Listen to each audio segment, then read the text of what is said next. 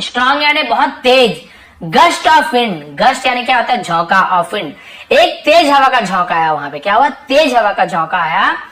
One of the fruits यानी फलों में से एक फल, ऑफ द बैनियन ट्रीज यानी बरगद के पेड़ के फलों में से एक, फेल ऑन यानी गिर गया, द हेड यानी सिर पर, ऑफ द मैन आदमी के सिर पर गिरा, who was resting under the tree, who यानी जो, वॉज रेस्टिंग पास्ट कंटिन्यूअस है, वॉज के साथ एनजी हो रहा था, रही थी, जो आराम कर रहा था, अंडर द ट्री पेड़ के नीचे को अंडर कहते हैं। देखिए पेड़ के नीचे जो आराम कर रहा था उसके ऊपर वो छोटा सा हवा का झोंका है ना, तो उसके सिर पर गिरा। अब क्या हुआ?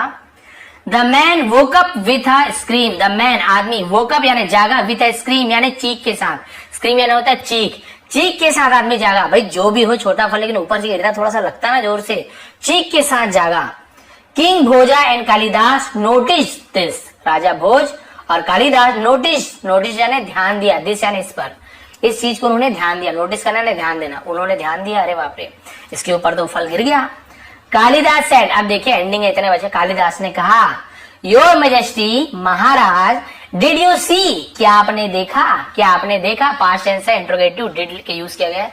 क्या आपने देखा, दैट यानी वो, वह, क्या आपने वो देखा। कैन यू इमेजिन, कैन यानी सकते हो, यू यानी आप, इमेजिन यानी कल्पना, क्या आप कल्पना कर सकते हो। What would have happen, what यानी क्या, वुड हैव हैपन, हैपन यानी हुआ होता, क्या हुआ होता है ना, क्या हुआ होता। इफ यदि, अ बिग फ्रूट एक बड़ा फल, लाइक अ वाटरमेलन, लाइक यानी जैसे, अ वाटरमेलन, और या अ मस्क मेलन है ना, क्या होता यदि एक तरबूज या खरबूज के जैसा बड़ा फल, हैड फॉलन, हैड के साथ फॉलन थर्ड फॉर्म, गिरा होता है ना, गिर गया होता। क्या होता यदि तरबूज या खरबूज जैसे बड़ा फल ऊपर से गिरा होता, on that man's head, on यानी पर, द मैंस आदमी के, हेड यानी सिर पर। आप सोचे महाराज ये तो छोटा सा फल गिरा है ना, अब आप तो बोले थे बड़े पेड़ में बड़ा फल होना चाहिए, नीचे छोटा फल। अब आप सोच के देखो यदि बड़ा फल वहां पे लगा होता, हवा का झोंका आता और वो फल गिरता तरबूज का इसके ऊपर, तो फिर क्या हुआ होता तरबूज या खरबूज का। That was why, that was why का मतलब इसलिए, आई सेड मैंने कहा, दैट की मैंने कहा था कि, there is a sensible reason कि एक समझदारी भरी सोच है, तर्कसंगत सोच है, बिहाइंड नेचर्स क्रिएशन, प्रकृति के, कुदरत के निर्माण के पीछे, बिहाइंड यानी पीछे, एक समझदारी भरा सोच होती है। ऑफ बिग वाटरमेलन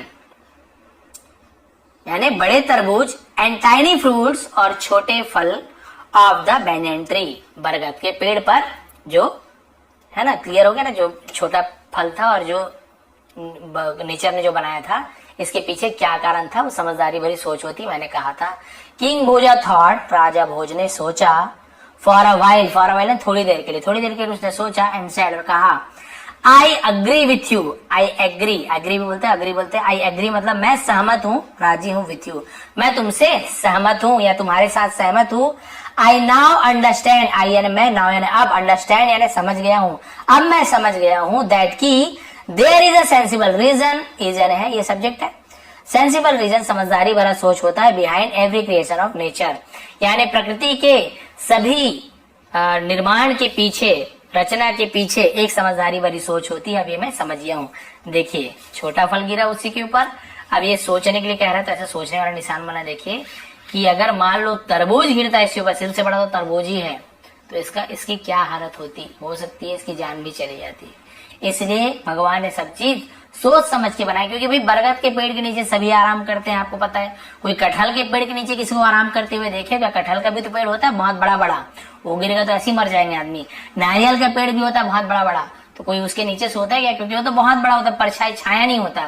लेकिन क्योंकि बरगद का पेड़ बहुत ही घना होता है, बहुत ही छायादार होता है, तो सब छाया की तलाश में उसके नीचे सोते हैं। अभी बोले बरगद का पेड़ इतना बड़ा, उसमें छोटा छोटा फल, तो इन्होंने बताया बरगद का पेड़ में छाया, सब आराम करते हैं। तो भगवान ने, प्रकृति ने सोचा कि भाई अगर बड़ा फल लगा दूं ऊपर उस पे और मान लो गिर गया तो पता नहीं कितनों की जान चली जाएगी। इसलिए प्रकृति जो भी करती है सोच समझ के ही करती है। और आप भी देखे होंगे भाई गर्मी में हमें बढ़िया तरबूज मिल जाता है, पानी भरा हुआ है ना। इतनी गर्मी में जहाँ पानी बसता नहीं है वहां पे तरबूज के अंदर पानी पानी, खरबूज के अंदर पानी पानी, ककड़ी के अंदर पानी पानी, प्यास बुझ जाती है। तो भगवान सब निर्माण करके रखे हैं, प्रकृति ने हमारे लिए सब बना के रखा हुआ है, इतना अच्छा सोच समझ के कब हमें किसकी जरूरत पड़ जाए। इसलिए प्रकृति जो कुछ भी करती है बहुत सोच समझ के करती है। आपने देखा है, अपने शरीर को ले लीजिए, खाने के लिए अलग, सूंघने के लिए अलग, देखने के लिए अलग, है ना। हाँ, खाए, हाथ पैर सब चीज प्रकृति ने जानवरों को दिया हुआ है, हमें दिया, उड़ने के लिए पंख दिया है पक्षियों को, सबको उसके हिसाब से दिया हुआ है, ठीक है। क्योंकि पक्षी यदि उड़ नहीं पाते तो हो सकता है और कुछ परेशानी हो जाती, बीज को उठा के वो लोग दूसरी जगह ले जाते हैं। तो सब चीज के लिए प्रकृति ने निर्माण किया। चींटियां नहीं बनाते, कीड़े नहीं बनाते, तो कोई जानवर मरते हैं तो वो गलते नहीं, वैसी की वैसी पड़े होते।